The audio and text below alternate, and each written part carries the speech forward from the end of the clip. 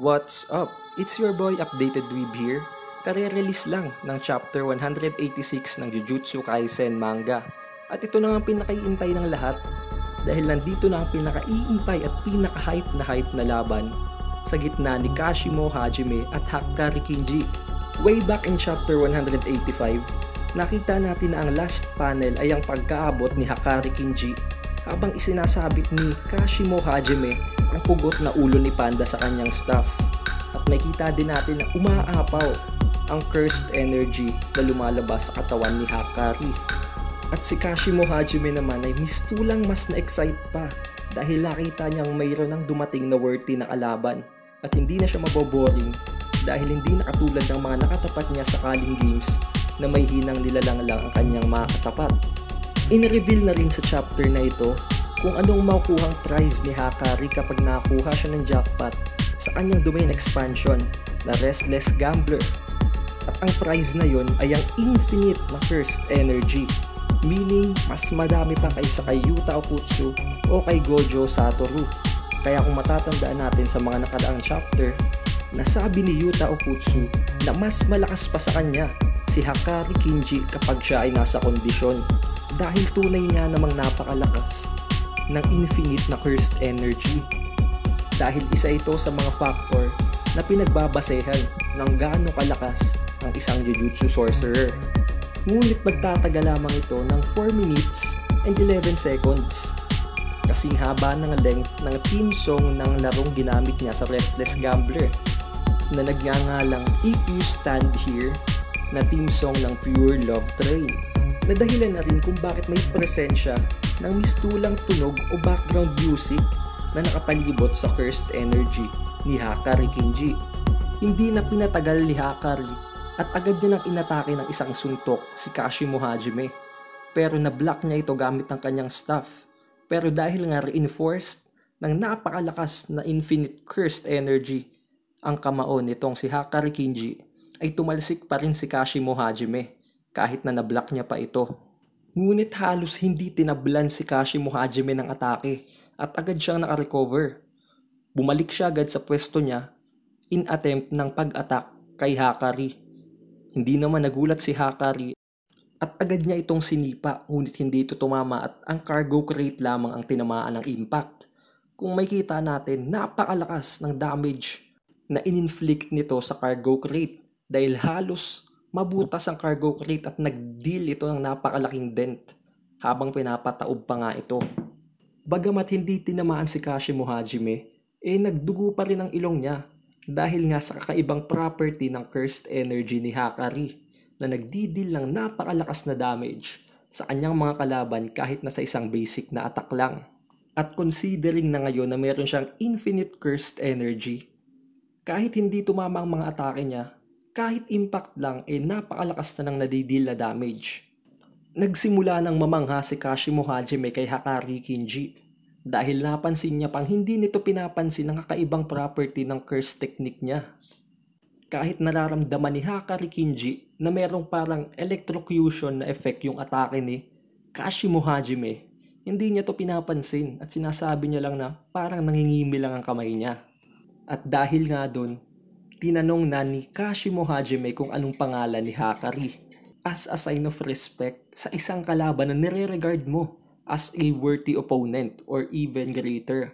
Sinagot naman siya ni Hakari at sinabi niya ang pangalan niya ay Hakari Kinji at pwede niyang tawagin si Hakari ng Kin-chan.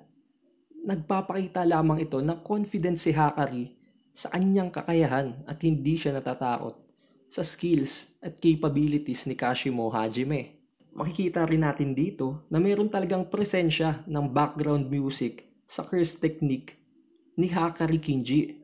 Para siyang may dalang speaker at nagpapatugtog kahit saan siya pumunta. Pero nagsisilbi din itong isang parang countdown sa kung gaano katagal ang itatagal ng kanyang infinite cursed energy. Dahil sa pagkamangha ay nagseryoso na nga itong si Kashimo Hajime at ipinakilala din niya ang pangalan niya na Kashimo Hajime. Nakilala naman siya ngayon ni Hakari Kinji dahil kung matatandaan natin sa previous chapters, pinag-uusapan nila kung sino ang may mga pinakamadaming points at kukunin nila ang mga points na to sa mga taong to at isa na doon si Kashimo Hajime. Kailangan nila ang mga rules na to para makagawa ng panibagong rule sa kaling game, para mahanap nila si Angel at si Angel naman ang magpapakawala kay Gojo sa Prison Realm dahil ang curse technique ni Angel ay ang pagta-terminate o pagsira ng curse technique ng ibang Jujutsu sorcerers. Dahil kinilala na nga ng dalawang isa't isa bilang isang worthy opponent, nag-usap ang dalawa. Sinabi ni Hakari Kinji na kapag nanalo siya ay kukunin niya ang puntos ni Kashimo Hajime. Sumangayon naman si Kashimo Hajime, ngunit tinanong niya ito kung kasama niya si Panda. Dahil obviously, kasama niya si Panda dahil kilala niya si Panda. Tinawag niya itong Panda sa previous chapter at tinanong niya pa kung bakit parang nawalan siya ng weight dahil pugot na kay ulo ni Panda na nakasabit sa staff. Dahil kakilala ni Hakari Kinji si Panda, inassume ni Kashimo Hajime na may alam din si Hakari sa detalye kung nasaan si Sukuna. Kaya tinanong niya din ito kung nasaan si Sukuna. Ngunit ang isinagot ni Hakari Kinji ay mag-uusap sila kung mabubuhay pa siya pagkatapos ng kanilang laban. Kinabahan bigla itong si Kashimo Hajime, habang si Hakari Kinji naman ay mistulang parang nawala sa sarili dahil sa pagpasok ng napakadaming amount ng cursed energy na halos tumitibok na ito sa loob ng kanyang katawan. Hindi sinayang ni Kashimo Hajime ang distraction na ito ni Hakari Kinji. Agad niya itong inatake. Kinombo niya ito na napakadami to the point na dumudugo na rin ang muka at ilong ni Hakari Kinji. Napaisip bigla si Kashimo Hajime na parang bakit biglang nawalan ng will na lumaban itong si Hakari. Kaya sinabihan niya itong wag siyang i-disappoint. Pero bago pa man lamang niya makumpleto ang kanyang sasabihin, bigla siyang sinuntok sa mukha ni Hakari. Tumalbog siya ng napakalayo. At may kita natin na nag-overflow na ang cursed energy ngayon ni Hakari Kinji. Finalo-upan pa niya ng isang tuhod sa katawan, itong tumatalsik na katawan ni Kashimo Hajime. Pero hindi natitag ng ataking ito si Kashimo Hajime. Agad siyang humawak sa paan ni Hakari Kinji at kinounter siya ng isang siko sa muka. Hindi rin to ininda ni Hakari Kinji, pero may kita nating nagkaroon ng damage sa kanyang muka. Dahil hindi din naman natin mamamaliit itong si Kashimo Hajime dahil isa din siyang napakalakas na Jujutsu sorcerer back in the Heian era. Agad na in-stomp ni Hakari ang kanyang paa na nagdulot ng pagkawasak ng lupa sa palibot nilang dalawa. Umurong muna si Kashimo Hajime dahil napansin niyang kumpleto na at nag-accumulate na ang discharge sa katawan ni Hakari at may de-deploy niya na ngayon ang kanyang curse technique na Thunderbolt or lightning or kahit na anong tawag dahil hindi pa niya pinapangalanan ang kanyang curse technique. May kita lamang natin na isa itong kidlat na tumatama sa katawan ng kanyang mga kalaban. Naputol ang kaliwang braso ni Hakari at hindi sinayang ni Kashimo Hajime ang opening na ito at pinaplano niya na ngang tapusin ang laban sa pagpatay kay Hakari. Ngunit habang lumalapit siya, biglang nag-counter si Hakari. Hindi makapaniwala si Kashimo Hajime dahil alam niyang putol na ang kaliwang braso ni Hakari. Nagulat na lamang siya nang bumalik na ang kaliwang braso ni Hakari na dapat ay putol na dahil tinamaan nga ito ng kanyang curse technique na lightning. Dahil doon ay inassume niya na marunong ng reversed curse technique itong si Hakari. Isang pambihirang abilidad na kahit ang pinakamagagaling na sorcerer ay nahihirapang i-acquire. Ngunit ang katotohanan ay hindi naman talaga marunong gumamit ng reversed curse technique itong si Hakari. Sadyang napakadami lamang ng amount ng kanyang curse technique, nag-uumapaw ito na kapag nagkakaroon sa kanya ng fatal damage ay kusang naghihilang katawan nito. Kaya ito ay nagiging parang isang passive ability na gumagana habang gumagana ang jackpot ng kanyang restless gambler.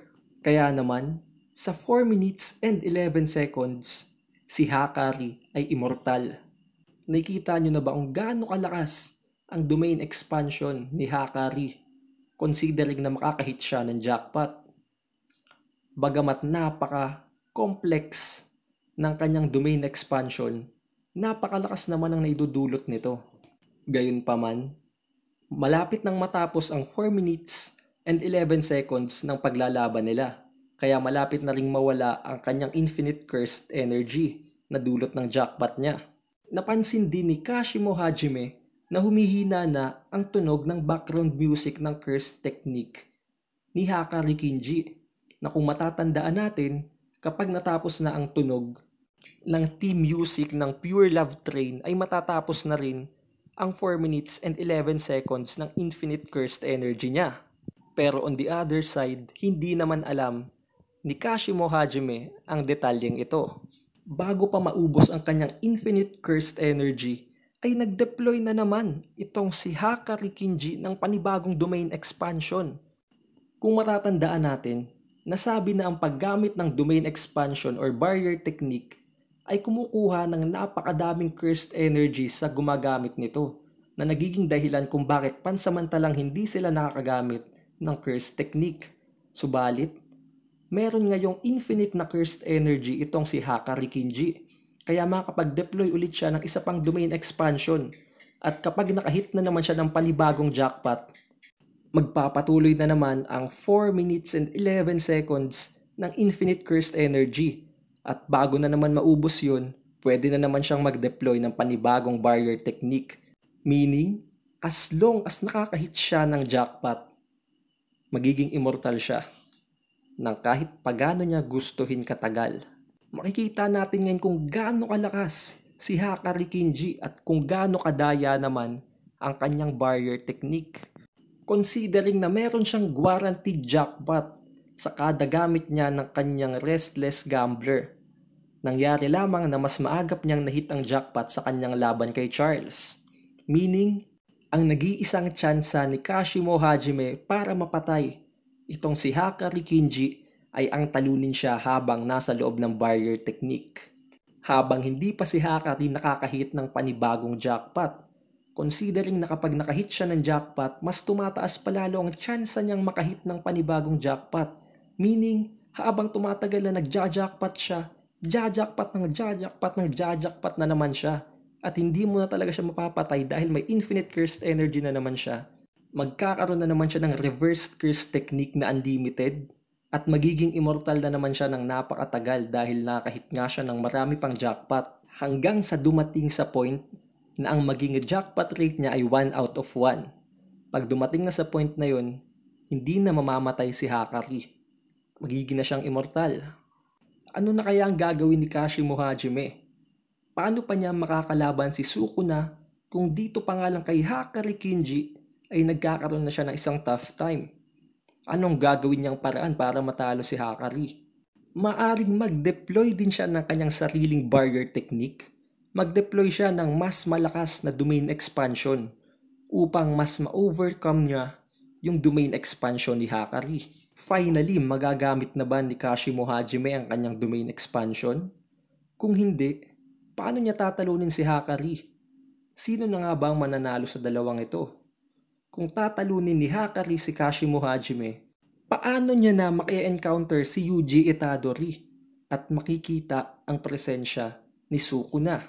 Magiging pointless ang kanyang paghahanap kay Sukuna kung mapapatay lang siya ni Hakari sa laban nilang ito. Ngunit paano niya nga naman papatayin si Hakari ngayong nasa immortality state na naman siya? Walang nakakaalam ng susunod na mangyayari kung hindi ang author na si Gege Akutami. Kaya kailangan nating abangan ang chapter 187 release ng Jujutsu Kaisen manga. Ngayon, pwede ka namang mag-like at mag-subscribe para palagi kang updated kapag may bagong release ng Jujutsu Kaisen manga review. Since sa channel na ito, lagi nating binibigyan ng review ang mga bagong release ng Jujutsu Kaisen, Boku no Hero Academia, Black Clover at One Punch Man latest release ng manga. At yun na nga lahat para sa chapter 186 ng Jujutsu Kaisen. Muli, ito si Updated Weeb. I'll see you on the next one.